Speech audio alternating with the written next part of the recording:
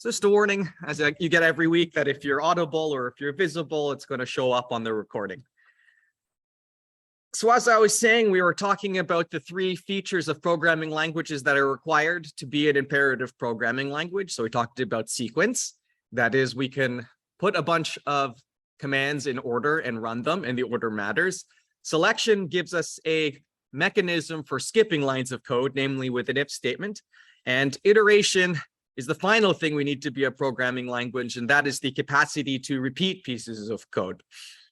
So today we're going to talk about the while loop, then we're going to talk about strings, and then we're going to talk about for loops. So iteration. There are at least two scenarios where repeating possibly indefinitely is necessary. Can anyone venture a guess at one of the two? Where would we need to repeat something possibly an infinite number of times? Yes, miss. Could you be more specific? That the colleague said counting. Yes, if you want to count to infinity, that will require an infinite amount. But I was more searching for like a use case where, yes, sir. Calculating pi, yes. Sure, but what about a more typical use case? Yes, miss. Typing in your password. How many times do we have to ask someone for their password before their password's correct? Well, I don't know, possibly an infinite number of times. So usually user interactions is somewhere where we're going to need absolutely a while loop, because we usually have to validate input somehow, and humans are pesky, troublesome, non-deterministic agents. So we do necessarily need a while loop for that. There's one more case that I can think of where looping indefinitely is necessary. I'll just give it to you. Any type of game where there's randomness. If I say roll this six-sided dice until you roll a six, that's potentially an infinite amount of rules. So the two cases are prompting the user for valid input and playing random games. So a loop is what we call a control structure that repeats code that belongs to it. We've seen other control structures. The if statement is a control structure. Anything where it has code that belongs to it indicated through tabbing is considered a control structure. A while loop is a control structure. It's the simplest type of control structure for repeating something, and it just repeats code while some condition is satisfied. So I have a picture. So this is the picture. So remember, diamonds in these flowcharts indicate decisions or questions that we're asking, and rectangles just indicate sort of arbitrary blocks of Python code. So this works as such. So we're doing code up here, and then we hit this decision, and it says, if the condition C is true, then we should run this code and check the condition again. If the condition is false, if the condition fails, then we continue with this program. But every time this condition is satisfied, we go back, right? So you can see that we're in some type of loop here, and eventually we have to break out of that loop. The general framework for writing a while loop looks like this. You say while, you give it some condition, and remember, you don't put in the angled brackets. I just mean to say something that evaluates to true or false has to go here. And then you give it some code, and everything in the code is the thing that gets repeated. So let's try some examples. So I'm going to set x is equal to 0. I'm going to say, excuse me, while x is strictly less than 10, increment x by 1. And then I'm going to ask, what is the value of x after we execute this loop? So let's just consider what's happening. X, the name, gets the value 0. We check if 0 is less than 10, which it is, and thereby the value of x is incremented by 1. So x becomes 1. Then we go back. We ask if 1 is less than 10. It is. So we increment x by 1. It becomes 2. Okay, so then it becomes 3, becomes 4, becomes 5. What's the last value of x that gets it set? Yes, sir. 10. Right, so the last thing that happens here, the last x that's valid, which will satisfy this condition, is 9. So we'll say while 9 is less than 10, x is equal to 9 plus 1, which is 10. We go back up, we ask, is 10 less than 10 strictly? No. So we exit, and x maintains its value of 10, right? So this is a very simple while loop where x has obtained all values between 0 and 9. Here are just some shortcuts that you may be using. I'll be using them in class. We often want to do things to x of the following form, like incrementing it, or multiplying, or dividing, or taking the remainder. So this is the one we're going to use most often. If you say x plus equal y, it's equivalent to writing x is equal to x plus y. It's a little bit of a simplification. It's not entirely necessary, but I'm showing it to you because most programmers will use this shortcut rather than the long way around. So I'm also trying to train you to read other people's code. So x is equal to 0. While x is less than 10, increment x by 1. So we're going to do this quite often. When we keep adding something to a variable, we call this variable an accumulator because it's accumulating some value. And often this is what we want to do in terms of solving a piece of code. I'll often write ACC for accumulator. Okay, here's another one. X is equal to 0. While it is the case that true is true, print x and then increment x. What happens here?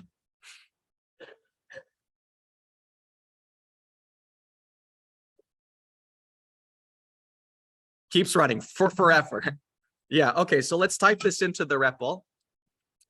Because now that you're given it a loop that can loop possibly an infinite amount of times, you may find that while you're writing code, you've accidentally, oops, well, it'll still work. Print hello. X is equal to 0, while true. Or print x, and then x is equal to x plus 1. Right, so there we are. There we are counting to infinity. This may happen when you're programming a while loop. So it's necessary for me to tell you how to stop this. It's sort of operating system dependent, but you should be able to hit Control-C or some type of key command. It's typically Control-C, and that's going to interrupt this computation. And you want it to be interrupted because if you left it like this, you would just keep counting to infinity. Eventually, all the fans on your computer would start spinning due to the computation, and all the memory allocated for this program would blow up. So just keep that in mind, right? You're probably going to initiate an infinite loop by accident. And when you do, you can just hit Control-C to stop it. In idle, I believe there's also, there's a play button and there's also a stop button. So in idle, you can use the GUI to hit the stop button to stop an infinite loop from executing. So just keep that in mind. X is equal to 0, while false, print x, x increments by 1. What happens here? Yes, sir.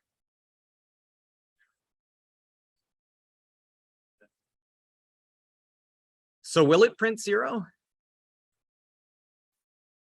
Let's walk through it, right? X gets assigned 0. While it's the case that false is true, do the following. So does this execute once?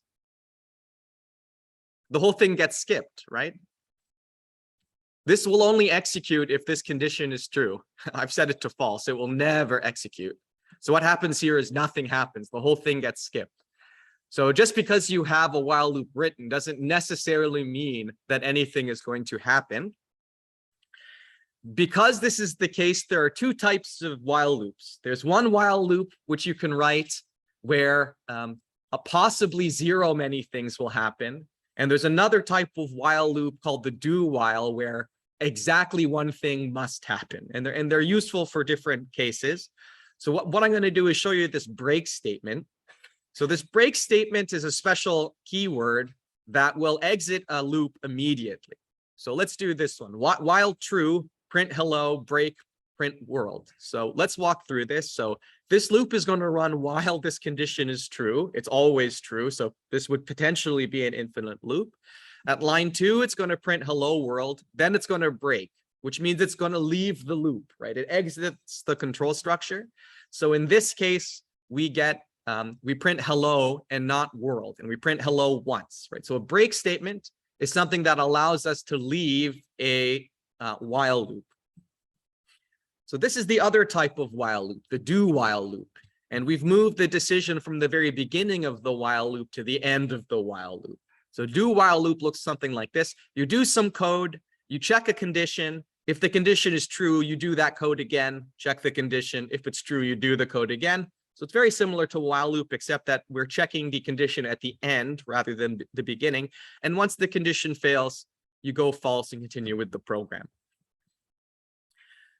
So here's the general framework for writing a do while in Python. But this is not valid Python syntax. It's just sort of the general framework of a do loop in every language. So we don't have do while loops in Python. This kind of bugs me, but we can easily simulate them because we have a break statement, right? So although not natively supported in Python, we can simulate a while loop. So we can say is x is equal to 0 while 1. So remember that values have truthiness and falsiness.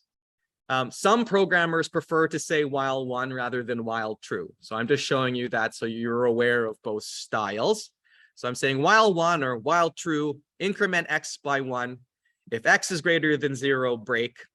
And here we see that once we exit the loop, x exits with 1, because I'll show you how we walk through this. So x is equal to 0. While it's the case that 1 is true, which it is, we execute the inside. We increment x by 1, so x becomes 1. If 1 is greater than 0, we break. 1 is greater than 0, we break out of the loop, and x is 1. Right, so it's important here that x, like the variable we're using inside the while loop, maintains its value once that while loop is exited. We'll do some examples soon. I'm just trying to show you the basic usage. Okay, so we have been using this input function a little bit on the Shifu. The input function is a way of us getting information from the user via the keyboard. So when we ask for input, Python is going to prompt the user to type something. What the user is typing is necessarily a string, right? Text, even if the user is typing digits or something like that. So we always have to ensure that we convert our input from text into the data type that we actually want to use. So we'll just go over that. Right, so if I say x is equal to input and I say enter a number, right? So I'll raise that prompt with the prompt that I specified. I can say something like 8 and x has 8, but notice, and we'll talk about this in great detail later, there's quotes there. So this is saying that this is 8 like the word, right? The letter, the symbol, not 8 the number, right? It's because I can't do like x plus 1 to get 9. Okay, therefore, since the type of x is a string, we have to convert it into a number. And one way of converting it into a number is to say int x. So that turns it into 8. Although you have to reassign it, right? Just calling int x doesn't change x into an integer. Int is a function which accepts a string and returns a number back. So in order to reassign x, I have to say something like this. X is equal to int x. Now x is 8. Now I can manipulate it. So it's better to say something like x. If you know x is going to be an integer here, it's best to say input. So enter a number. And then immediately here, cast it or convert it to an integer. You can do it all in one line. So enter a number, 90, x is 90. X plus 1 is 91. So it's behaving like an integer properly. But I'm sure like you've had to engage with this input function already on Shifu, but that's just a little reminder. Okay, so let's write a function foo that prompts the user to input a number until some secret target is made, right? So it's we're going to write foo. It's going to take some target, which is supposed to be secret, and then we're going to guess that number. And the function itself is going to either print you're too high, your guess is too high, your guess is too low, or that's it if you've guessed perfectly. And I want this function to return the number of guesses. So you see here a while loop is necessary. Look, we have no idea ahead of time how many guesses is going to be necessary for the user to enter the correct number. If the inputter was adversarial, we can just say we guess wrong on purpose every time. Okay, so here's where we'll need to use a while loop for sure. So let's just write that.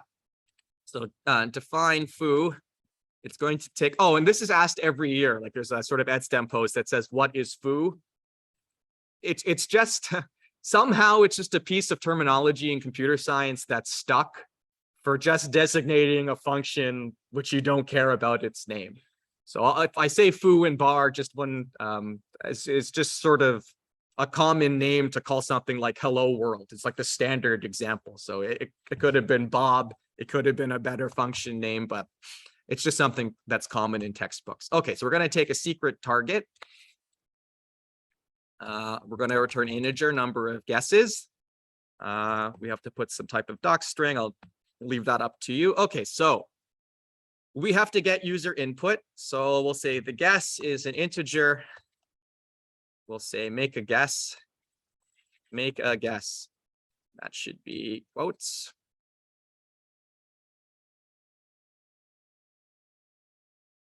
Okay, so guess will be evaluated to an integer.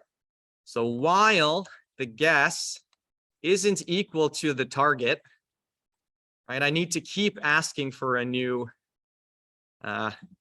guess.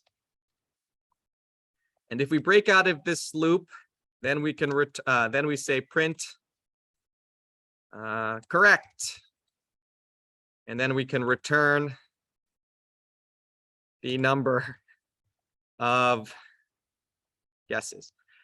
And you should sort of take note about like how I'm programming. You don't really need, like, you don't need to write all the lines in order, right, the first try. When I program, I'm just sort of writing stuff and filling in the blanks as I go. Like, I know I need to return the number of guesses, but I haven't even like sort of stored anything in the number of guesses. So now that I know that I need to store it, I'm going to go up here and I'm going to say number of guesses is equal to what? 0? Would that be correct? How many guesses have I made at line 6? 1. So I should set that to 1, right? We've made a guess right here. Okay, so we asked the user for a guess. Number of guesses goes to 1. If we've made the correct guess, this whole while loop gets skipped because the only reason to enter it is when the guess isn't equal to the target. If the guess isn't equal to the target, we'll ask for another guess. We will then increment the number of guesses by 1. And then we have to say if the guess is greater than the target, we print too big. Else, we print too small. And we also have to do that for the initial guess. Okay, and this is a little bit messy, but I'm deliberately doing this so I can show you how do while is going to simplify this stuff. Okay, so does anyone see anything wrong with this code? Is it going to work? Okay, well, let's try testing it. Okay, so whoops, what's happened here? So, okay, so I'll just say the target is 10. It's supposed to be secret. So let's guess. If I guess 11, what should happen? It should say too big. Okay, if I guess 5, it should be too small. If I guess 10, it's going to say correct. And then what's it going to return? How many guesses have I made? 3. So this better return 3. Oh, okay. So, but it printed too small, correct, and 3. So I must have a little bug in here. Why is it printing too small? Yes, sir. This if else is wrong, right? I made a deliberate error. What's the else branch here? Yeah, it's if guess is not greater than target, it will trigger this else. But if if guess is not strictly greater than target, it's less than or equal to target, right? So this is kind of tricky. So this should have been this, right? Otherwise, if guess is less than target, so just be careful. That's somehow that's a common but tricky bug. So let's try again, just to see it's working properly. So try to go for 10 again. Make a guess. I'll say 11 and then 9 and then 10, and that's correct. Okay. So we talked a little bit about refactoring code last week and to go over code and try to simplify it. Now, I said we had two different types of while loops. one while loop where everything can get skipped, and another while loop where at least one thing is going to run. And I say we should use a do while loop here. Why? Because we've repeated something. Like, see this piece of code that's sort of identical to this piece of code. And when you see something repeated like this, that's usually a good case for trying to simplify something. So what I'm going to do instead is say this, right? While true, ask for a guess, increase the number of guesses by 1. I can get rid of all of that. If guess is greater than target, print too big. If guess is less than target, print too small. And then I'll say if guess is equal to target, print correct. And then break. And this is going to do the exact same thing as the previous code set, except this is a lot more simple, I think. In the very least, it's definitely way fewer lines. Right, so just keep this in mind. So this is why I show you the do while. I was like really conflicted whether or not I should show it to you. But in terms of asking user input, you usually want a do while when asking for user input, because you need input at least once. Right? You usually ask for input, and under the when it's not valid, you repeat. So a do while loop has the potential of simplifying things. So I'm just want to show you that this works exactly the same. So I'll say foo is 100. Make a guess. 101. It's my favorite number. Oh, we broke something. Oh, yes. I need to say not. I need to give number of guesses a initial value 0. Okay, let's try that again. Ooh, 100. 101. It's my favorite number. So if that's on your exam, that's a freebie. So 101 is too big. 99 is too small. 100 is correct. And we have made 3 guesses.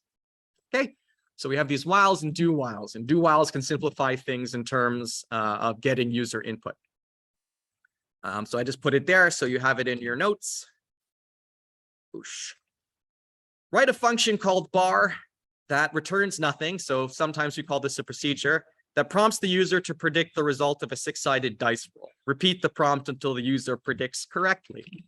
So I said the other situation where we need a potentially infinite number of loops is random numbers.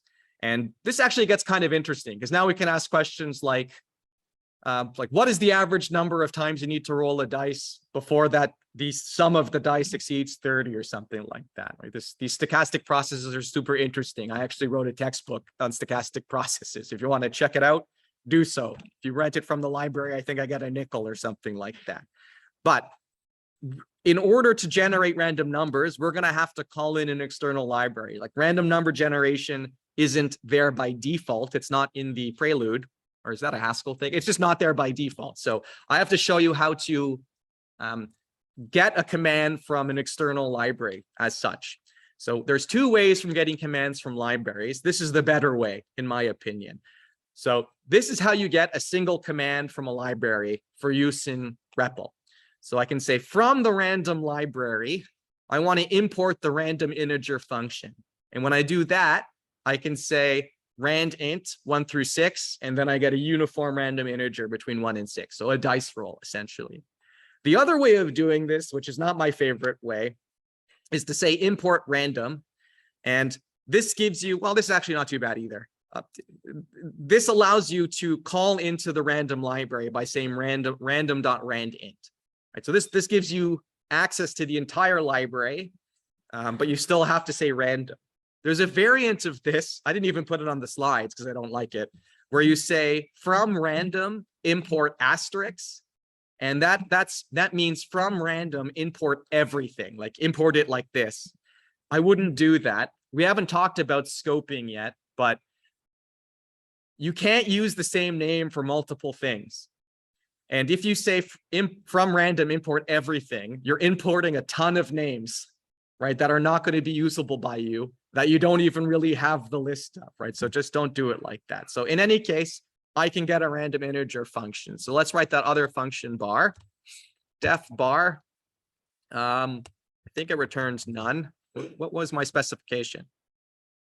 Yeah, accepts nothing and returns nothing. So I just wanted to show you what a procedure looks like. So this is a procedure. This is not a really, this is not a genuine doc string. This is a procedure. Right? So a procedure is a function that doesn't return anything, that sort of just performs some type of action. Okay, so I need from random import rand int. So I can show you here from random import rand int, and now I can use rand integer, right? So that, boom. So what I want to do is prompt user to guess a 6-sided dice roll. Okay, so let's do a do while loop. So while true, I want to have the user guess. So guess an integer input, guess the roll. Okay, then I want to roll a dice. So I'm going to say random integer 1 to 6.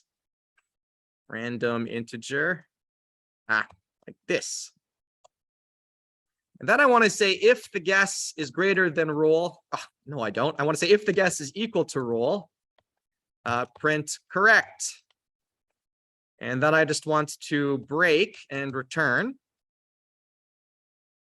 Another way of doing this is to say just return, right? Instead of doing a break return. So we'll do that. And we're returning nothing. Just keep that in mind. So let's see how this works. Bar. Guess the roll. Okay. 3. No. 5. Yeah, second try. So while loops in a nutshell, right? So really the only case you're going to need to use a while loop is user input. Or if you're like playing a game, for example, you'll need to keep repeating sort of the game loop until someone wins or loses. Okay, so there's a few more exercises for you to try at home. Write a function that prints the result of 6-sided dice rolls until a 6 is rolled, and then return the number of rolls required. Secondary question, what is the average number of rolls required to roll a 6? Write a function that accumulates the result of dice rolls until some threshold is passed. Return the number of rolls required. Secondary question, how many times do you have to roll a dice on average before the sum of the faces of those dice rolls exceeds 100? Those are interesting questions. Okay, so that's it for while loops. So we're going to move on to strings now. Is there any questions about while loops? Okay, so in summary, a while loop just allows you to repeat some pieces of code while some condition is met. Because we are repeating code possibly indefinitely, you may by accident initiate an infinite loop. When you do, you use Control-C to stop that loop from running for forever. Okay, so I said we're going to do loops and then strings and then more loops. So the reason that we have to do strings before we do for loops is because, so we have two types of loops. A while loop, which potentially runs forever, and a for loop that runs a finite many times. So if we know we just want to repeat something like 6 times, a for loop is more appropriate for that. But a for loop in Python is actually like a really nice structure, because not only does it let us count from like 1 to 6, it lets us walk through types of objects that are enumerable. And a string is an enumerable object. So that's what we're going to talk about strings before we talk about for loops, because we're going to for walk through strings. So let's just do that. So I don't need this. Okay, so strings. We've already dealt with them quite a bit. So a string is anything enclosed by single quotes or double quotes. They're equivalent. The reason that we have to have both is because you may want a string with quotes. So if you ever need a string with quotes, the only thing you need to remember is that single quotes should go in inside double quotes, and double quotes should go inside single quotes. But there's not very many use cases for that. But that's why we need both. So a string is an ordered collection of characters allowed by the computer. Now, the characters allowed by the computer sort of deserves a little bit of talking about. So there's these two sort of standard list of characters called Unicode and ASCII, right? We're all on different types of computers with different types of operating systems, but if you hit the A on the keyboard, it's going to display an A, like unless you've told it to display something else. So it's necessary for us all to like agree on a list of symbols that corresponds to a list of known characters and numbers. So every letter on your keyboard corresponds to a number. I think A corresponds to the number like 91. And so all you need to know is that sort of strings are all uniquely identifiable by an integer. This is like in a table. Unicode has more stuff than ASCII. Like Unicode has all of the emojis, for example. And all of those emojis are actually uniquely identifiable by one number. And this is important when we're programming because we want to be able to use integers and not like, you know, if I say, is frowny face less than smiley face? We need to be able to answer that question. And that gets resolved by like doing the integer comparison instead. If you're coming from C or Java, I have to give you a little bit of a warning. There is no difference between characters and strings in the Python language, right? So there's no such thing as a character. We can have a string of length 1, but that's still a string. So that may be a little bit odd for those of you coming from those languages. So let's look at this. So standard example, hello world. What happens if I type this into the REPL? What gets displayed? And so now we have to talk, there's like some nuances here. All right, so you sit down at the REPL, you type hello world, hit enter, what gets displayed? Yes, sir. It's not nothing. What happens if you type 2 at the REPL and hit enter? 2 gets displayed. So if I type hello world's going to get displayed. But here's the nuance, right? There's quotes around this. It's saying I'm a string. I'm hello world, the string. That's what I am. The type of hello world is a string. What happens if I type hello world like this without the quotes? Syntax error, right? Python tries to read that line of code and it says, I can't interpret this as syntax. I have no idea what it is. So you should be able to identify errors like this. I'm going to ask you to do so on your exam. The reason I'm doing this is because the reality of software engineering is you're not really producing code. You're debugging code. Most of your job as a software engineer is identifying problems in other people's code. So the ability to look at a piece of code and deduce if it's going to error or not is like quite important. So you should have some, once you start writing your assignments, believe me, you're going to have a lot of experience with errors. So this shouldn't be a problem. What happens if I type hello with no quotes?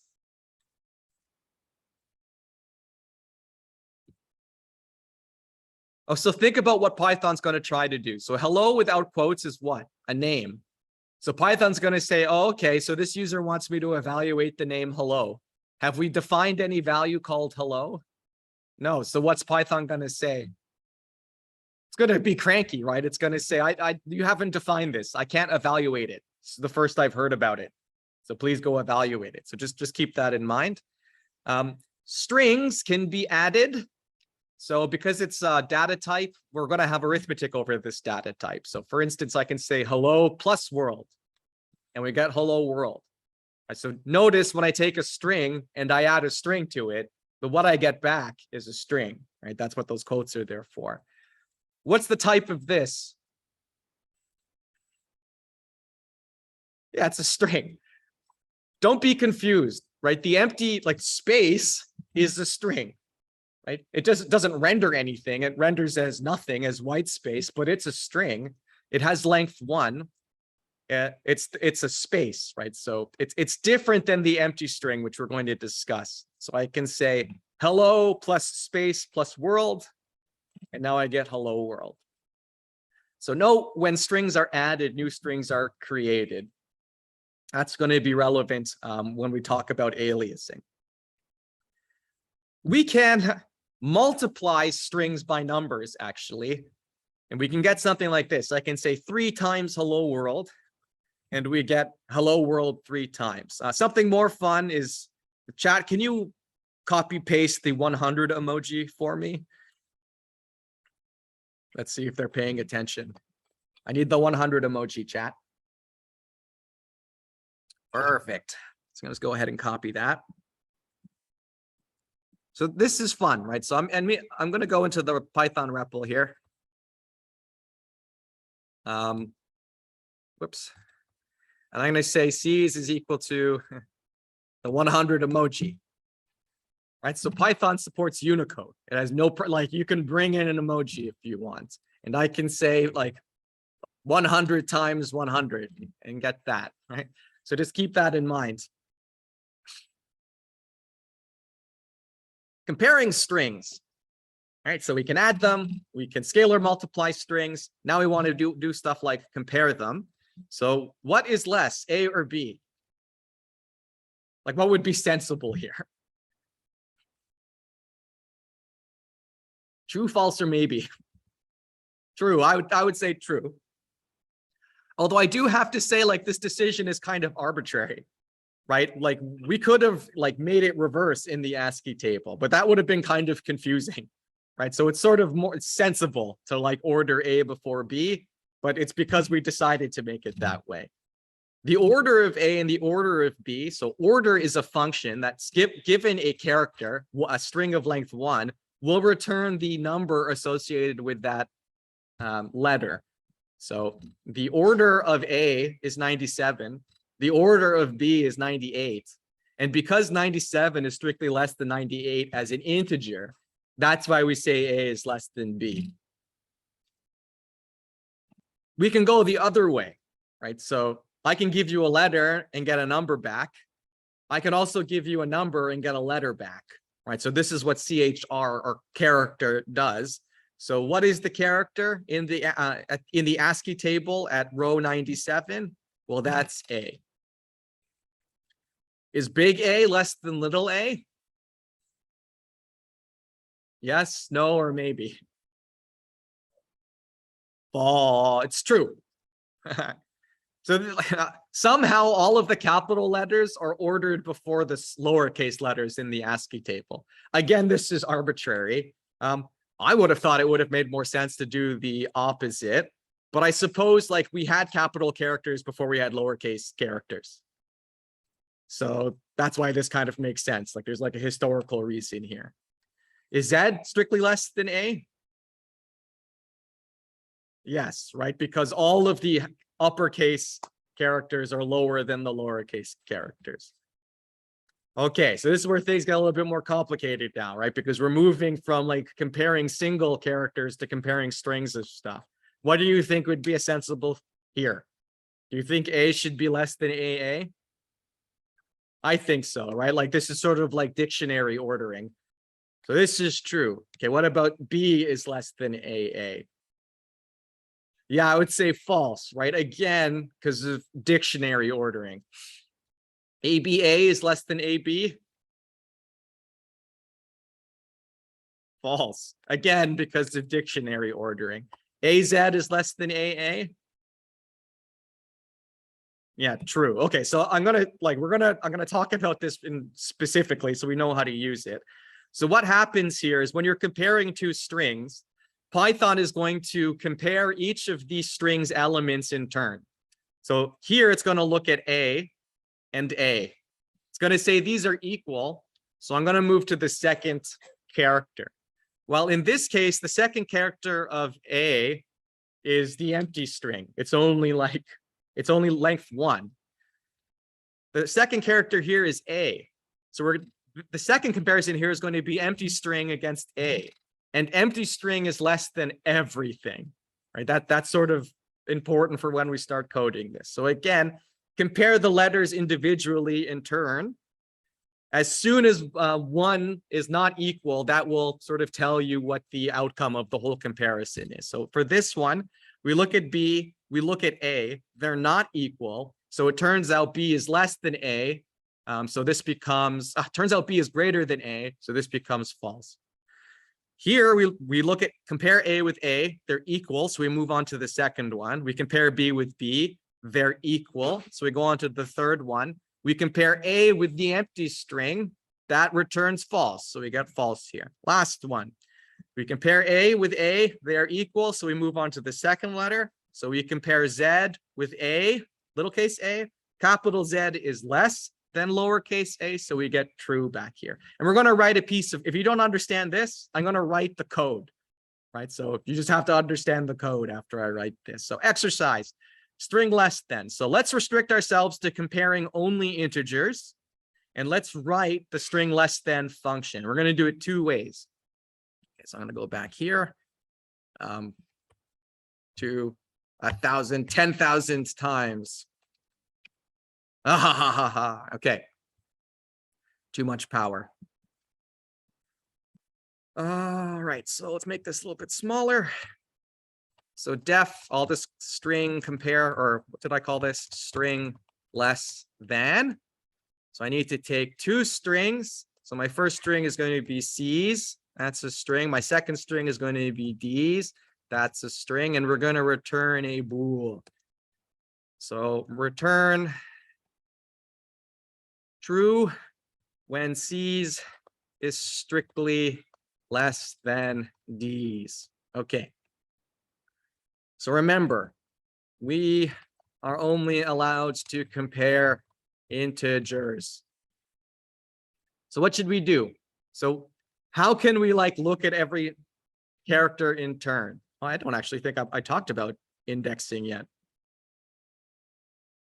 So maybe we should return to, well, let's just do it. So soon we're going to learn that we can actually like index into these strings. Right, so because these strings are ordered, right, I can access their individual elements, right? It's just the case that the first element's at 0, right? Because mathematicians count from 0, not from 1.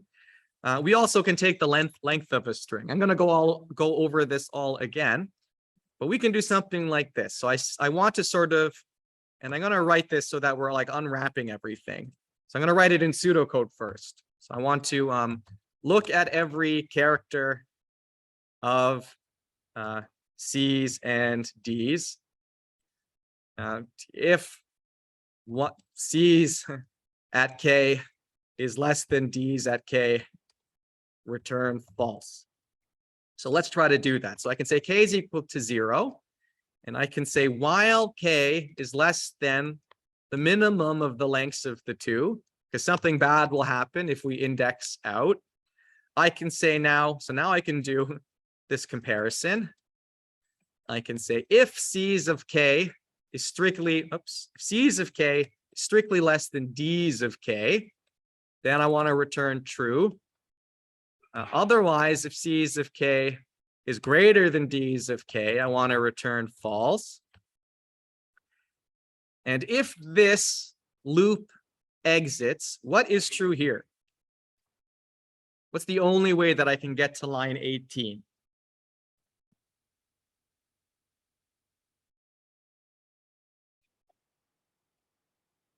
Yes, sir. Up to K, right? Because I only strode to like the minimum of the lengths of both. So you are correct. So if we get to line 18, it must be the case that the first K letters of D's and C's are the same. Okay, so actually, if all the letters are the same up to K, what is going to decide this comparison is actually which one is bigger. So we just return the length of C's greater than the length of D's. And I'm kind of being naughty here because I said we were supposed to only compare integers. So I'm just going to change this to order instead. And we're going to go all over this more carefully. I just wanted to give you a sense of how we're going to use loops in concert with things that are subscriptive. Okay, so here we go. Let's see if this works. String less than A and AA. What's happening? Any guesses? I have an incremented case, so what's happening? I'm in an infinite loop. I didn't print anything, so you're not going to see a lot of stuff getting printed, but you got to be careful. I did this on purpose, right? If you're coding with a while loop and you forget something, your computer is just going to hang like this. And if I open up my activity monitor, which the chat's not going to be able to see, this should have stuff in it. So something is broken here. Oh, here it goes. See, it says here Python is utilizing 99.9% of the processor. It is just sort of spinning its while loop. It's like a car spinning its wheels on ice. Okay, so I'm going to break out of this with Control C, and now I'm just going to go ahead and increment K and rerun it. There we go. That's wrong, isn't it? So I think maybe I need, oh yes, it was this.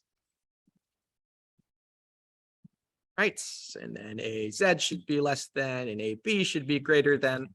Okay, so if you want to understand string comparisons, you can just return to this solution. This is fun. So this is the recursive solution. I just put it in here for revision. The last topic we're going to do is recursion. Recursion allows us to write things really compactly and elegantly. So don't stress about this. I'm just putting this here because it's useful when you revise, right? To see some of the earlier, simpler stuff written using the new technique. Okay, so now I want to talk about new lines. A new line is an escape character that can be used in strings to print whatever is subsequent to it on a new line. So the new line escape character is /n. So the thing that's sort of confusing here is that the length of this is 1, right? Despite the fact that you've typed 2 characters, right? So these type of characters are special, right? They're called escape characters, and they usually do things regarding or to do with formatting output. So here's a little bit of a nuance. If I type hello, escape character n world, what will get displayed to the REPL if I hit enter? Yes, sir.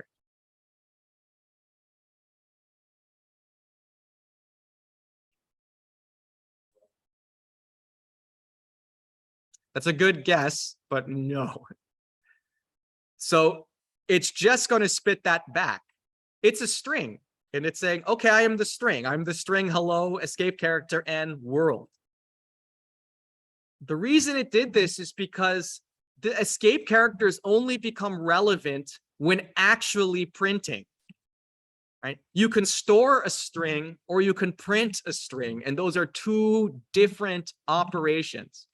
So if I say print hello, new line world, then my colleague up there is correct. You get hello space world. But this is important. The string is stored like this. Like, what does it mean to store a string with a space? If you start thinking about it, that doesn't even really make sense. A new line is a visual thing, right? When we're looking at it, we can see a new line, but Python doesn't look at stuff, it stores stuff. So it has to record that new line as an escape character.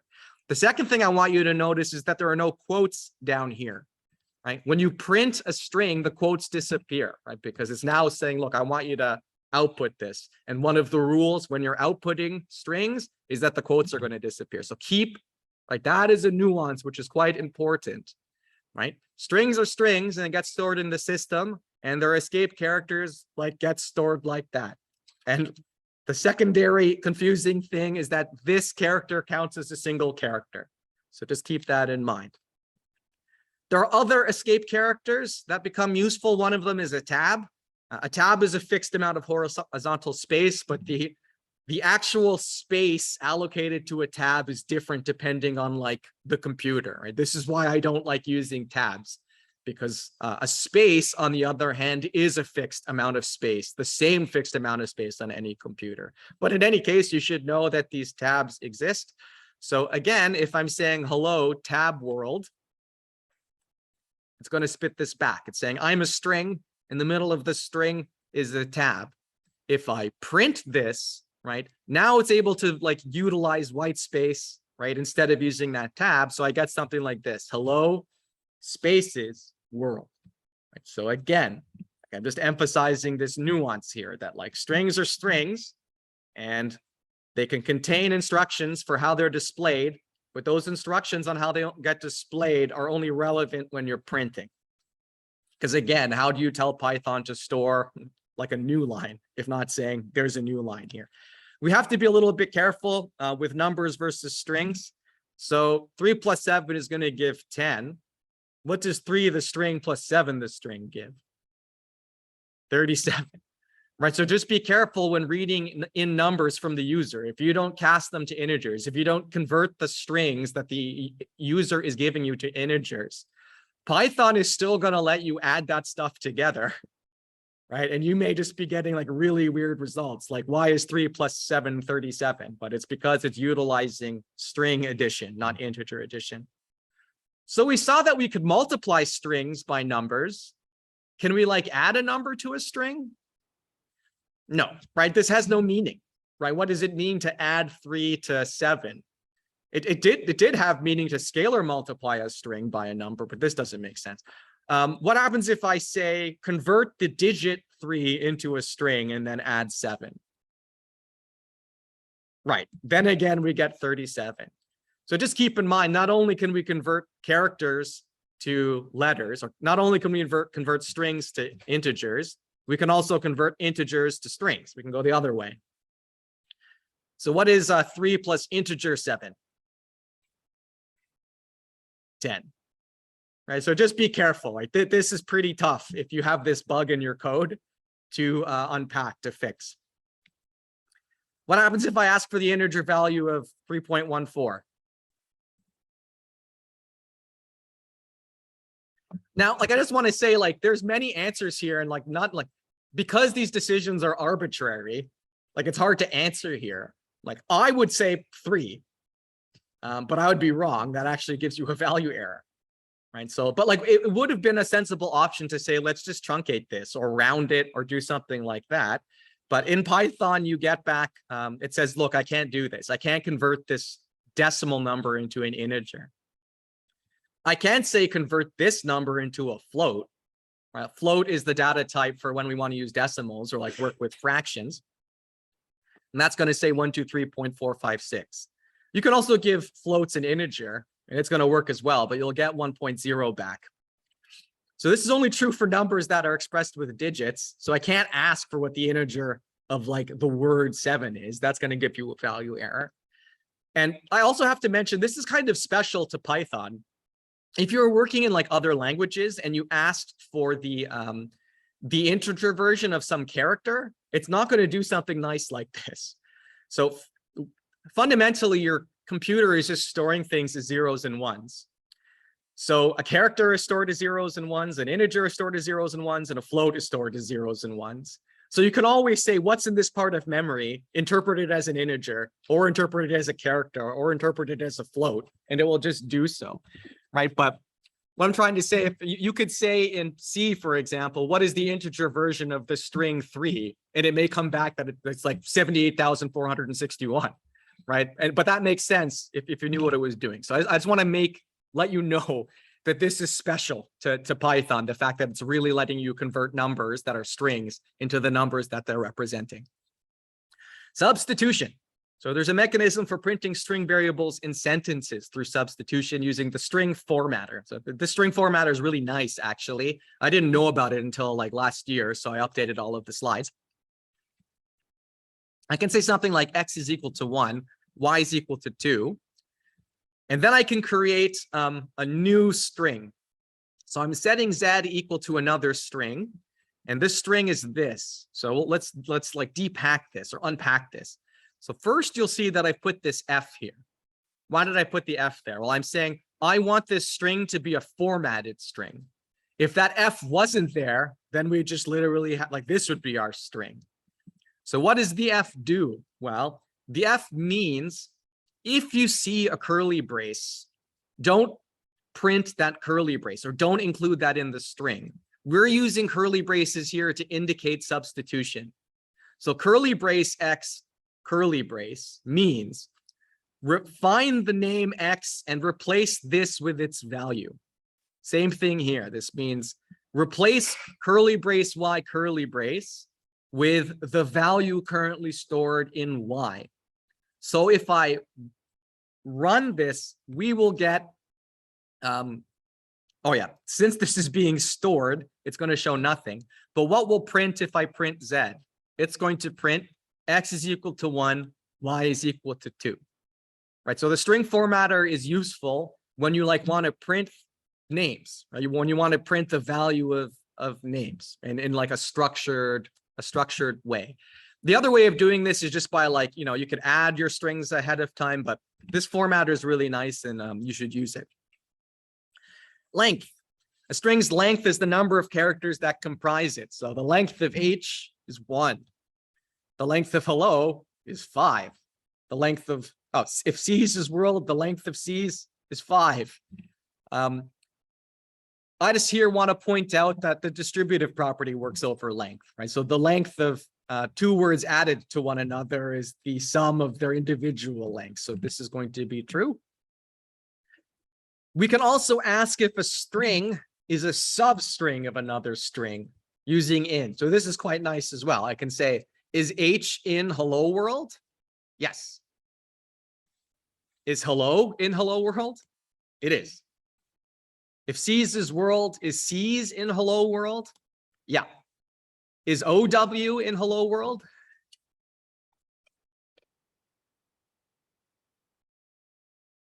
Yes, no, maybe. No. What is in hello world? O space W, right? So just be careful with the space. The space counts just because it's invisible, right? Don't mistreat it. It's a character like any other character. Okay, string indexing. So this is really why we started looking at strings in the first place, because it's our first foray into lists, which is the first data structure that we're going to be using that's more sophisticated than just a number, right? Because it's a collection of objects rather than just one thing. So because strings are ordered, we can number the string's character starting from 0. Mathematicians count from 0. So if I say C's is hello world, C's at 0 is the string H, C's at 1 is E, 2 is L, and so on.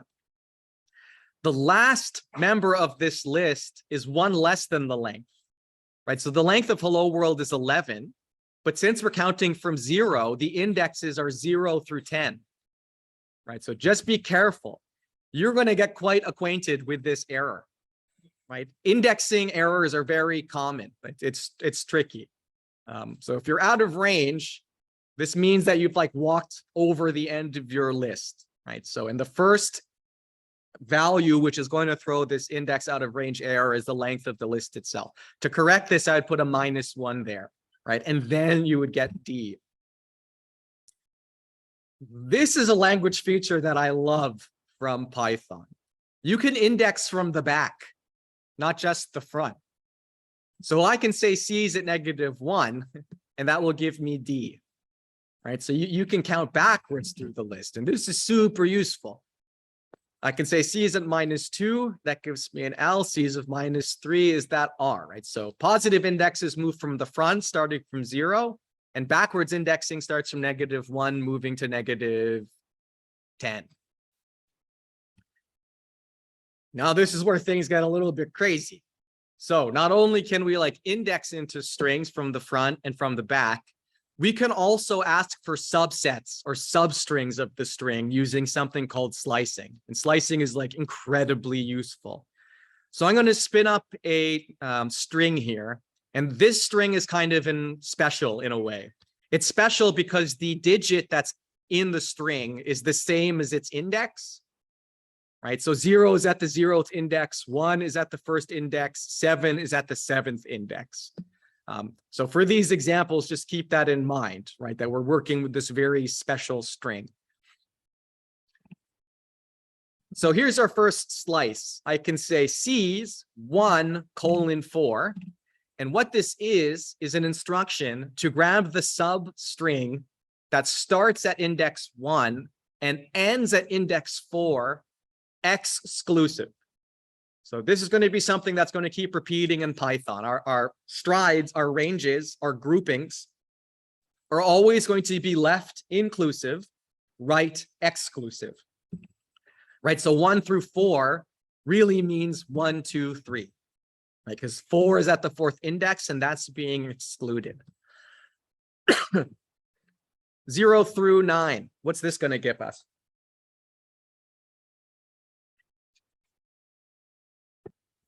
Well, it's going to give us everything starting from the 0th index to the 9th index exclusive. So what is this going to print? Yes, sir. 0 through 8. What about the slice 0 through 10? we just get the 9 now, right? So it's always left inclusive, right exclusive. And this is sort of desirable because instead of writing 10 here, I could have written the length of C's, right? And before I showed you trying to index at the lengths of C's would throw an index error.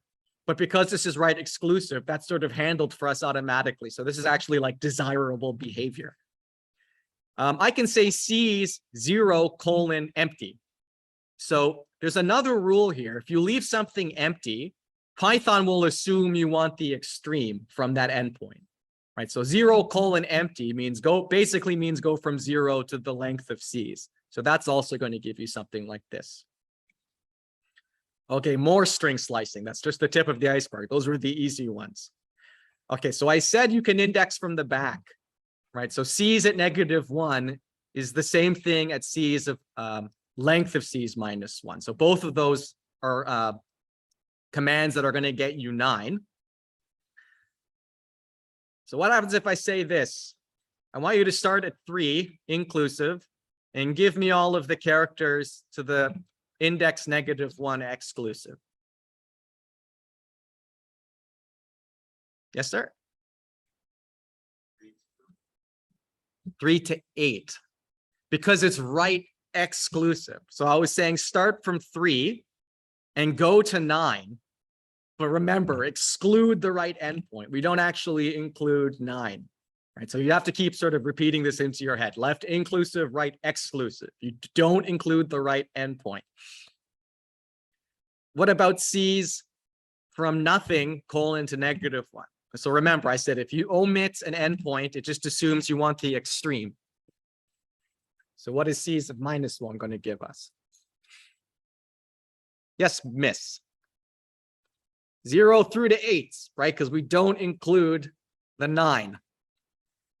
C's, and I exclude all of the endpoints. So this says I want to go from the left extreme to the right extreme. Any guesses? Yes, miss. 0 through 9. Okay, so the reasonable question here to ask is, what is the point of this? You just got the same thing back. It actually has made a copy of the list. And this is kind of important. We're going to talk about aliasing, and making copies of something is something that you'll want to do. So it's handy to know that you can get a copy of a list using this syntax. We'll get to it in a second. C's left endpoint is -7, right endpoint is extreme. What is this going to give us? Okay, well, let's find the -7th point. So 9 is -1. -2, -3, -4, -5, -6, -7. So 3 is at the -7th position. So I believe we're going to start with 3. How far are we going to go to the right extreme endpoint? Well, 9. So it's going to be 3 to 9. I want you to consider 2 things. So I didn't talk about these comments yet, but because now we can move forward through a list and backwards through a list, it's almost like our list isn't straight, but it like forms a circle like on a clock. So if you're like looking on a clock, you know that like 11 plus 2 goes to 1. So one of the main use cases for these remainders is for accessing things in a list. So I just want to point out that if you take -1 and you find its remainder modulo 10, you get 9. And what is the index -1 in here? Well, it's 9. -7 remainder 10 is +3.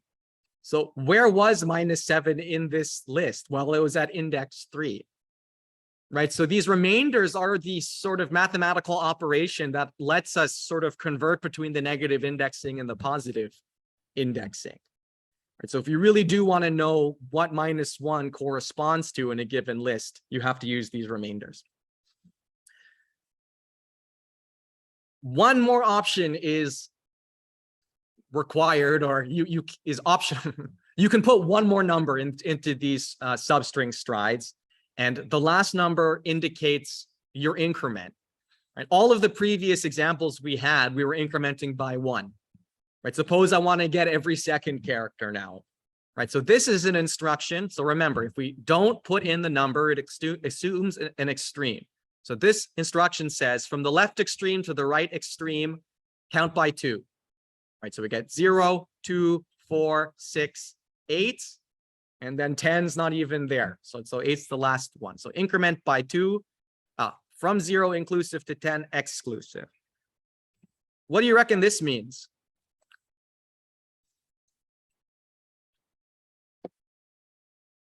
Yes, miss. Reverses the list. Oh, that should have reversed the list. I'm missing the output there. C's is 0, 1, 2, 3, 4, 5, 6, 7, 8, 9. C's like this. Reverses the list. Right? That's pretty cool. I don't know. My output has disappeared. I'll correct that. I'll have to remember. 25. So decrement by 1 from 10 inclusive to 0 exclusive. We'll reverse the list. What about something like this? So C's start from the left endpoint 1 inclusive, go to -3, and stride by 3. So let's try to work this out. What's the first thing what's the first number that gets included here? 1. Okay. And then we increment by 3. And then what's at the -3 index? So this is -1, -2, -3. So 7 is the right endpoint, but it's excluded, right? So we go from 1 to 4 to 7, which we can stop, but 7 is excluded. So this should give us 1, 4. And then here's the output that should be up 1 higher. So that's what happened to that output. I'll correct that. C's from 0 to 10 by -4.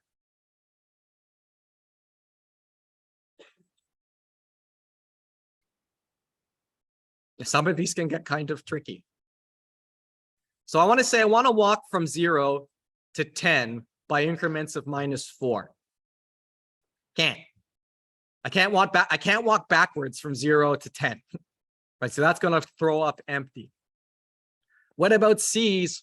Walk from 10 to 0 backwards by increments of -4. Can we do this? Yes, miss. Pardon me? I didn't quite catch that, miss.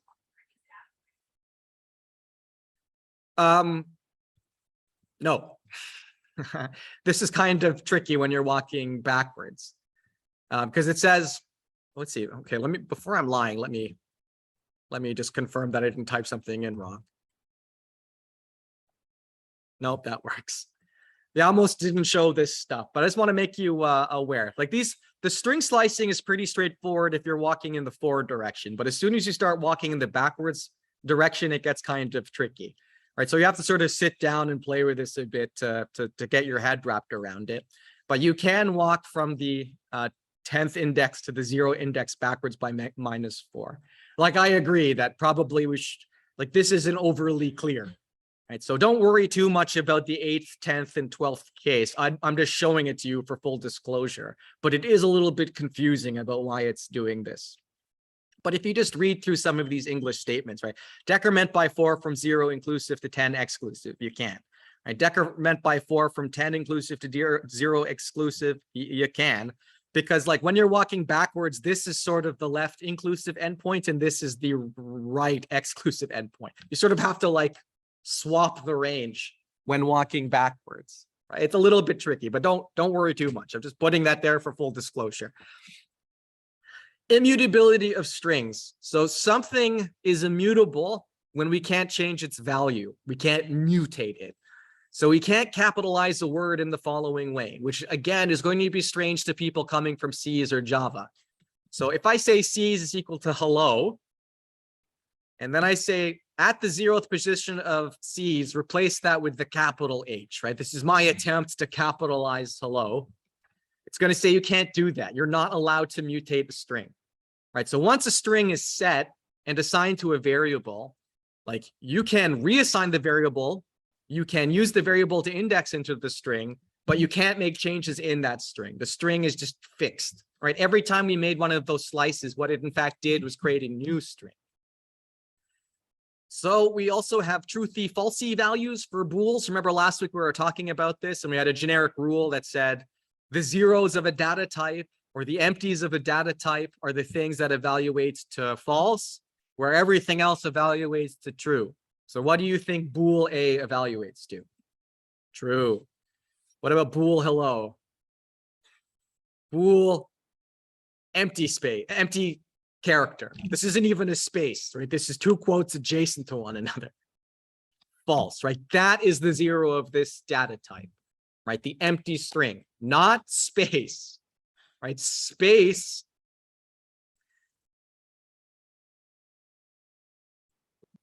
has a truthy value, is truthy, right? Has its truthiness value is true, right? So just be careful between the distinguishing between the empty string and the space. The empty string is less than A. The empty string has a property that it's actually less than the character at 0. It's true, right? So empty string is sort of like the negative infinity for characters. If you want to think of every character is larger than the empty string, because the empty string itself is less than the character at 0. Anyone know what the character 0 is? It's like the null terminator or something like that. You won't be able to see it, but it has an importance. Okay, spaces versus empty, just to nail this point home. This is a space. Its length is 1. Its Boolean is true, right? Whereas this is empty. Its length is 0 and its Boolean value is false, right? I'm repeating this because this is such a cause of confusion every year, right? So just, it's because space doesn't get rendered, right? If you do something like this, print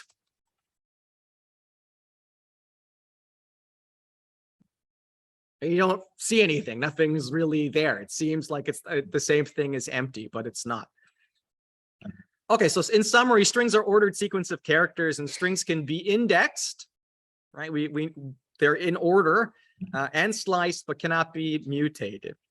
Okay, so let's move along. Okay, so next we're going to do for loops. Is there any questions about strings before we continue? And I'll try to let you out a little bit early because I robbed you of the break. Anything? All right, so let's move on. So the last thing I want to do today is for loops. So we did while loops, we did strings, now we're going to do for loops. Now, for loops are strictly speaking not necessary, right? We already have a control structure for repeating things. That's the while loop. So truth be told, we could skip for loops entirely in this course and still be able to do everything. Okay, so then why do we introduce for loops? Well, the whole purpose of sort of software development is to create abstractions. If you find yourself doing something again and again and again, then you should create a different data structure which simplifies it. Or like we didn't really need a do while loop, but having one simplifies our code. So the same thing is going to be true here for loops.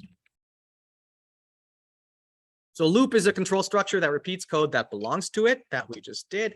And a for loop is a control structure that, given a group, repeats code for every member of that group in order. So for loops are really things that can be replaced by just copy pasting the line over and over again. Right? So there's actually two ways at the moment we could repeat something 3 times. We could put it in a while loop, or we could just copy paste it 3 times. But if we wanted to do it 1,000 times, you can understand that that's going to make our listings quite unreadable. So here's the generic framework for a for loop. You want to have for some name in something that's an iterator, and then you want to have some code which gets repeated by that for loop. Now, there's this strange thing called an iterator. An iterator is anything that is a collection that's ordered. So if you have an ordered collection, that means the collection has a 0th member, a 1st member, a 2nd member, a 3rd member. That's the only thing that matters. So strings are iterators. That's why we just covered them. And I can say something like this, right? For x in A, B, C, D, print x. And we're going to get this, A, B, C, D. And the reason they're on new lines is because print automatically adds a new line when you utilize it. So let's look at what's happening in this for loop. So x is going to be given the value A, and then we're going to print the value of x, which is A. Then x is going to be set to the value B, and then we're going to print x. So that's how we get a B, and so on and so forth. The last thing x does is get evaluated to D, or get set to D. We're going to print D and then exit the loop, right? Because x has been assigned in order all of the elements of that string. if I ask for the value of X here, it's going to say D. This is sort of important that the value of your looping variable is persistent, even if the loop terminates. I just want to show you that, again, we didn't need this, right? So we can have 4x in A, B, C, D, print X. But I can also do this with a while loop, right? I can say k is equal to 0. This is going to be some indexing variable. While k is less than the length of, actually, so let me do this instead. I'll just call this x is. And something else I should mention. So now that we have objects that are enumerable or iterable, or that have indexes in them, I pluralize my variable. So this is x is, not x. Why is it x is? Because this is a signal to the programmer that it's okay to index this, right? So I use plurals to indicate that something is a list, which makes sense. You can have student, which is one thing, or students, which is something that I'm saying you're allowed to index. Right? So just keep that in mind. So, and then you get nice statements like this, like for x in x's, right? So for every individual element x from the list x's, do something. So pluralizing your variables is good practice. Okay, so instead of having that for loop, I could have said k is equal to 0, while k is less than the length of x, print x's of k. And what I'm saying is that these two pieces of code are identical, except one sort of is a little bit cleaner, right? Because it's handling the walking through x's, assigning the value x's. Actually, I would still have to do this. That would be sort of closer, right? But generally speaking, for loops aren't necessary. We already have the power to use them. It's just going to make our code a lot cleaner and easier to use, or to read rather. Okay, so somehow this is where beginner programmers can somehow get lost. But I just want to sort of emphasize that it's not too bad if you just sort of, we walk through these things. So like, of course, once you have a control structure, you can put a control structure in a control structure. You can nest these things. So of course I can put a for loop in a for loop, right? So this is going to have a loop, and then that loop is going to repeat another loop. So the first question I want to ask is, how many times are we going to print something here, right? We have two loops. One of them is going over 3 things, and another one is going over 2 things. So before we like really scrutinize this in detail, how many things get printed? Like how many things will get printed? Yes, sir? 6. Why is it 6? Well, how many times will this loop repeat? Well, what's digits? Digits is the string 0, 1, 2. What's the length of 0, 1, 2? 3, right? So how many times is this going to repeat itself? 3. For every one of those loops, this is going to happen and finish. So how many things are in alphas? Well, it's AB, that's length 2. So this inner for loop is going to do something twice. So we've put something that does something twice in something that does something 3 times. So how many things do we do in total? Well, if we're doing 3 times something twice, we've done 6 things in total. Okay, so that's, we handled the number of times things are printed. Now we have to be concerned about the order things are printed. So I'm going to say for D in digits and for A in alphas, print D plus A. What's the first thing that gets printed? So let's walk through it. At line 2, I'm going to say for D in digits, what's the first value that D gets assigned? 0. Then we're going to line 3, and we're going to say for A and alphas, what's the first value A gets assigned? A. So at line 4, we're going to print 0 plus A. So we're going to get that. Okay, what's the next thing that prints?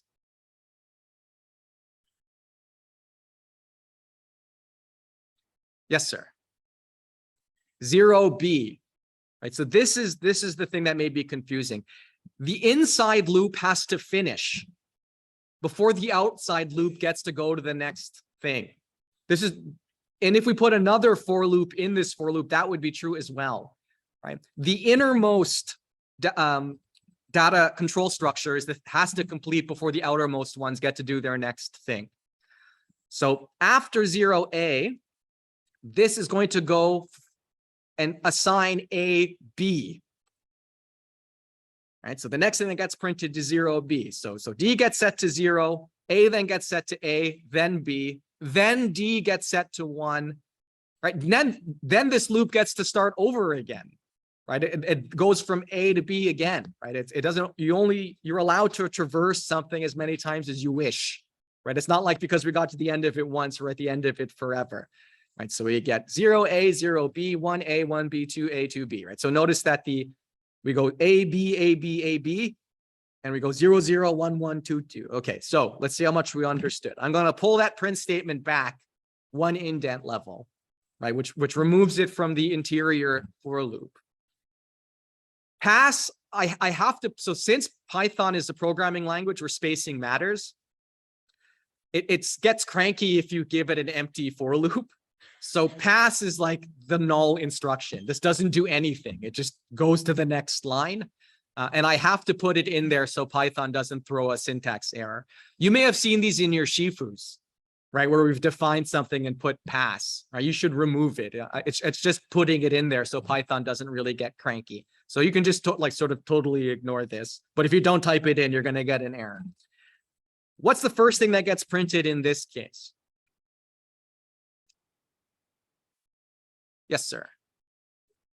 0B. Okay, and let's walk through it. So at line 2, D is going to walk through 0, 1, 2. So the first thing that D gets assigned is 0. Then we're going to run the interior loop. So A is going to walk through AB. It's going to finish, right? This will finish. When it finishes, A is going to still be assigned the value B, right, at this point. So this is going to print in its first iteration 0B. What does it print next? Well, so we're print 0B, and then we go back to this line. When we go back to this line, D assumes the next value in that list. And the next value in that list is 1. Then this list loop runs to the end. A gets assigned B ultimately, and then we print 1 plus B. Then we go back up here. D gets assigned the next thing in the list, which is 2. This loop runs till it expires. A gets set to B, and we get 2B. So we get 0B, 1B, 2B. Okay. I'm going to pull the print back an additional time. What's the first thing that gets printed now? So now the print statement at line 5 is not in either of the loops. So how many prints do we expect here before we talk about what's being outputted? Yes, miss. Just the one, right? Because nothing is in a for loop. Nothing is getting repeated. Okay, so the second question, what gets printed? Yes, miss. 2B, right? Because remember that the values of these names are persistent even once the for loop terminates. So the last thing that D was set to was 2. The last thing that A was set to was B. And thus, when we exit this loop or both loops, we're going to print 2B. So recall an accumulator is a variable which a loop uses to accumulate an aggregate value. So I'm saying let's accumulate starting from the empty string. For X in A, B, and C, accumulator is equal to accumulator plus X. Print the accumulator. What's going to be printed here? Okay, so again, when confronted with these types of questions, what gets printed, what gets output, just behave like Python, right? We just go through it and act like we're the compiler by sort of just executing instructions without thinking that carefully. So at line 2, X is going to be assigned in order, A, then B, then C, then D. So the first thing that it gets assigned is A. The accumulator is going to be equal to the empty string plus A. So now the accumulator is the single letter A, and then we're going to print A. Okay, so the first thing that should print is A. Let's go back to line 2, right? Because we're looping. The next thing that X gets assigned is B. Then the accumulator is going to be set to A plus B. So this now is going to print AB. Next, X is going to be assigned C. accumulator is going to get AB plus C. Then we're going to print A, B, C. And finally, X is going to be assigned D. We're going to add the D. It's going to print A, B, C, D. A, B, A, B, C, A, B, C, D. All right, so you can see that we're accumulating a value at every sort of loop of this for loop. I'm going to take the accumulator statement at line 3, and I'm just going to permute it. I'm going to say X plus accumulator instead of accumulator plus X. What gets printed now?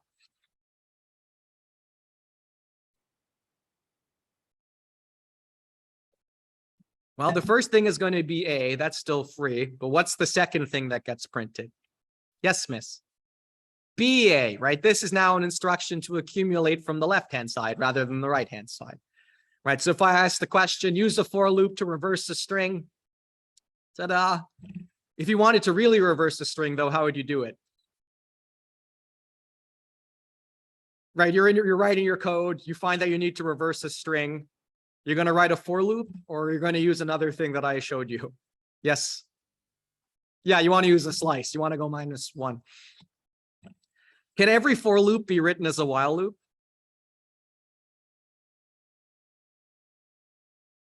Yes, right? Because for loops by their design are only able to repeat themselves a finite many times.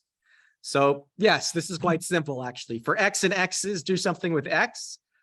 We can simulate that identically with this while loop. K gets 0 while K is less than the length of X's. And just be careful with these endpoints. If I made this less than or equal to, you would throw an index error. Right? You're going to be throwing lots of index errors. This is very typical. Then we're going to increment K and then do something with X's of K. Right, so if I asked you now, convert this for loop to a while loop, you should be able to do so.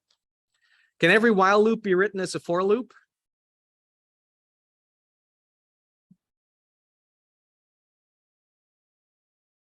Yes, no, maybe. I see some head shaking. Why are we shaking our heads? Yes, miss. Yeah, like what for loop do we write to ask a user for input if the user is going to require an infinite number of times, right? For loops can only loop a finite number of times, and thus they cannot be used for situations where we need to loop a potentially infinite number of times. So the answer to this is no. Consider how many times you need to repeat asking a user for correct input. Oh, that was a question. But the question is gone. Oh, no, this is a question. Sorry, it's just it's the spec instead of me asking it by English. Okay, so let's write a program that, given a character and a string, removes that character from the string. Right, and we'll have a precondition that the string is like not empty. Have we dealt with these preconditions yet? So a precondition is just something that you're enforcing. It's part of the contract you're making with the program. We discussed a little bit about Python's philosophy of blame the user. So it's perfectly fine to say, I'm going to define this function remove. And this function remove has a precondition that this C isn't allowed to be the empty string. And it's in fact not even allowed to be strings. You have to give me a string of length 1. And that's the only condition in which this function is going to work. Right, so if someone types in like 2 characters, this is just going to error, but that's not our fault. That's the user's fault for not satisfying the precondition. So here's some usage examples. If I want to remove the little letter B from Bluey, you're going to get Louie back. If I want to remove B from capital B Bluey, you're going to get capital B Bluey back because we're going to be case sensitive here. If I want to remove B from Chili, it removes nothing. And if I want to remove B from the empty string, you get the empty string back. So let's just code this up, right? So you want to do this. I'll just type it because it takes too much stuff. Okay, so def remove C, C's, oops, string, C's is a string. I'm going to return a string. So remove all instances of C from C's. And precondition length of C is exactly 1. Okay. So what I usually do here, like, and again, this is very illustrative of how you should be programming, right? Because you don't need to program in such a way where you do line 9, line 10, line 11. I'd actually say that's like a bad way of programming. You just sort of like want to be filling this in as you go, right? So I want to remove a character from a string. So I'm going to accumulate something. I'm going to accumulate starting from the empty string, and I know eventually I want to return that accumulator. Right? I haven't done anything yet, but I know these two things have to be there. So I'm going to put them there. Start accumulating and eventually return that accumulation value. Okay, so I need to go through all the characters of C's now, and I can do that like this. For X and C's, right, we're going to look at every character in turn of C's. Okay, so if C is equal to X, like I want to do nothing. Like I want to skip. So I'm just going to say skip. And technically I have to write pass. Else C is not equal to X, and therefore I can accumulate. Accumulate is equal to accumulate plus C. So let's just see that this is working.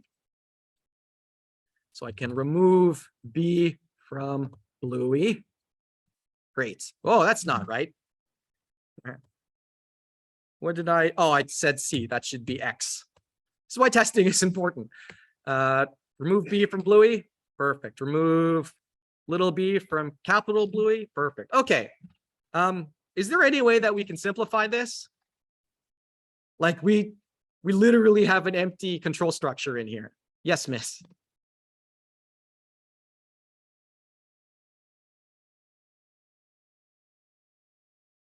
So what is the specific thing you're saying we should do?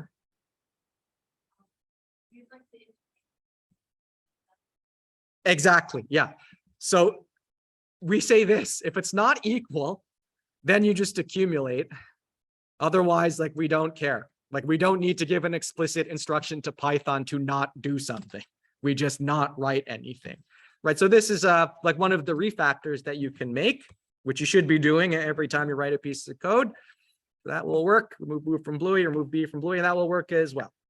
Right, but I'm not expecting everyone to write like the most pristine code first try. That's not how I even do it. Right? You write something by like filling it in, not necessarily top to bottom. You get it working, and then you take another look at it, and then you try to simplify it a bit, right? And then you end up producing something like this. Okay, more examples. I owe you 10 minutes. Okay, we'll do a couple more examples, and I'll return to your break. Do I have something after this? Okay, so let's do this, and then I can send you away. Capitalize every letter of the alphabet. Capitalize every alphabet letter of a string. So if I want to capitalize boom goes the dynamite, which is like a very, very old meme, or you can look it up.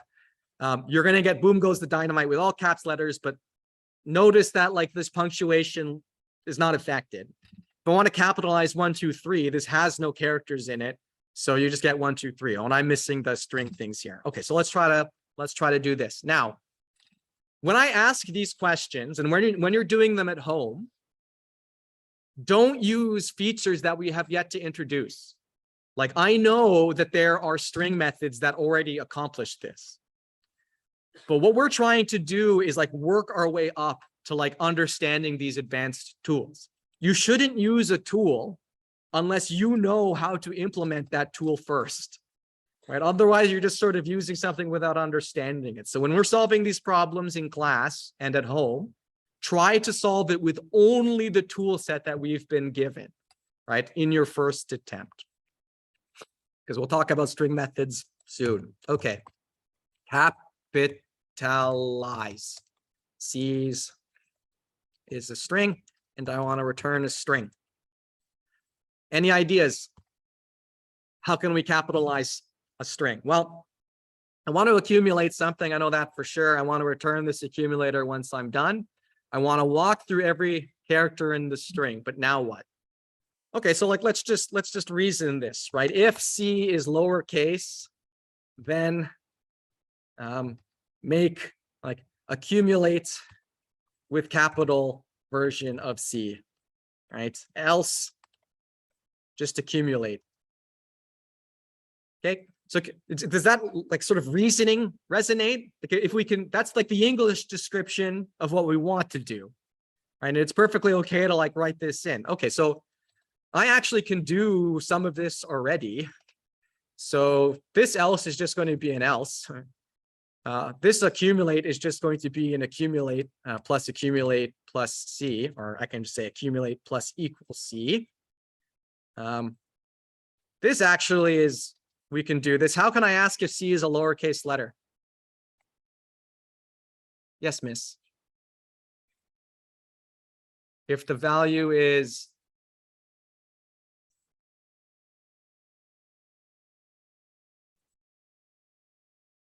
you're almost there.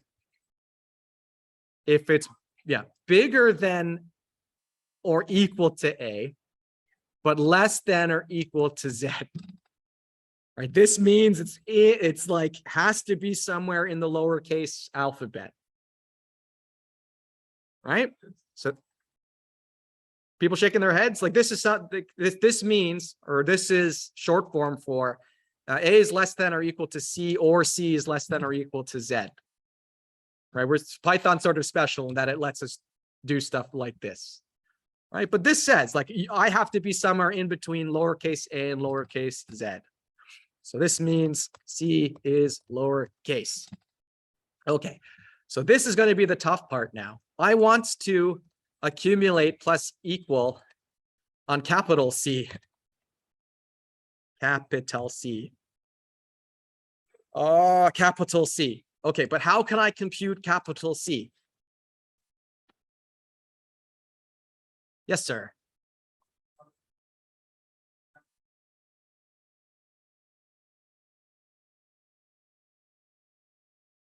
Yeah, but we need to know the number exactly. So how can we get the number exactly? Oh, so to repeat what my colleague said, we can convert the character C to its number, adjust the number, and then convert back.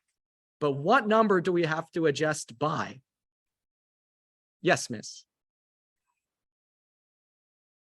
Exactly. So, but I have a more specific question than that. Okay, so capital C is going to be, we're going to look at the order of C. We're going to increase it by something. Let's call it the gap. And then we're going to convert back to a character. But now my question becomes, what should the gap be? Yes, miss.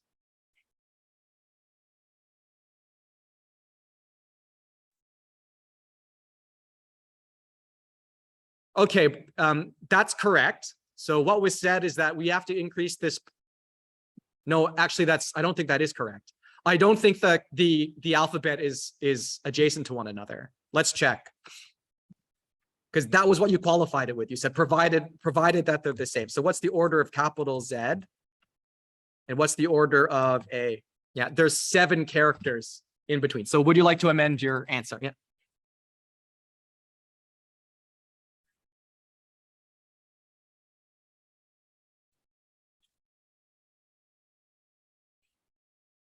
So in order to find the uppercase of C, I need to use the uppercase of C.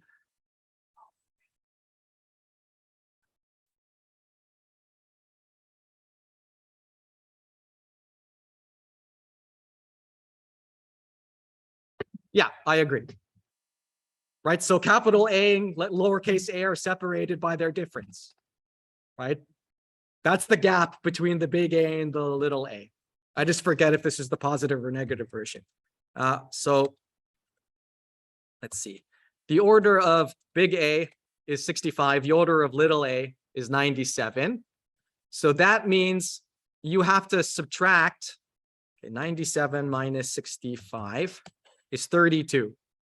Right? So if the order of C, or let's say lowercase g, is 103. So if I take 103 and I subtract 65 and then revert back to a character, did I go the wrong way? Plus 65?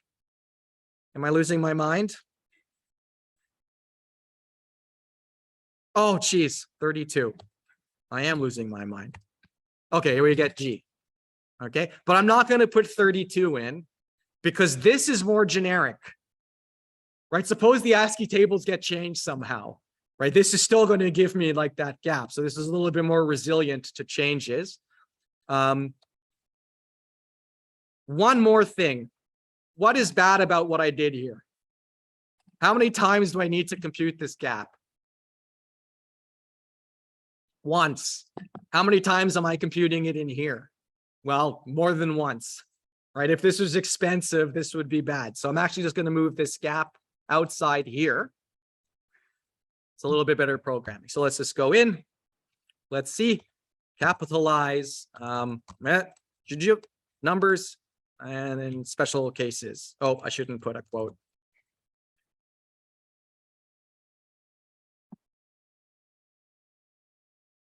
Take minus gap. This is why we test. Huzzah. Okay, so that's basically all I have to show you today. So in summary, while loops allow us to repeat a piece of code potentially infinite amount of times, strings are the first more sophisticated data type that we're using because they're ordered collection of objects rather than just a single object, and we can therefore use slicing.